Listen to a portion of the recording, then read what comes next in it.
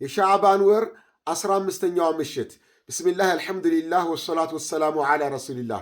ውድ ወንድሞች እህቶች፣ ተወዳጁ ነቢያችን ነቢዩ ሙሐመድ ሰለላሁ ዐለይሂ ወሰለም የሻዕባን ወር 15ኛው ምሽት ላይ አላህ ስብሓነሁ ወተዓላ ለፍጥረታቱ የሚሰጠውን ትሩፋት እንዲያሉ ይገልጻሉ።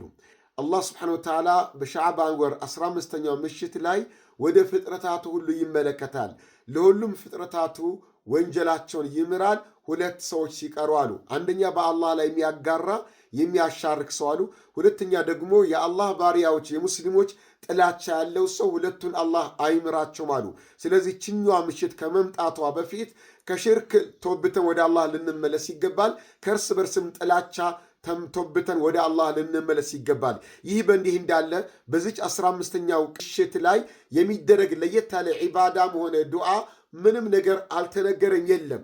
አለ ተብሎ የሚነገር ወሬ ከሰማችሁ ያ ወሬ መውዱዕ ነው፣ ደዒፍ ነው፣ ምንም ሰነድ አልባ የሆነ ደካማ የሆነ አባባል ስለሆነ ወደ ነቢዩ ማስጠጋትም አይቻልም። የእስላም አካል ነው ብሎ መናገርም አይቻልም። ጀዛኩሙላሁ ኸይረን ወሽኩር።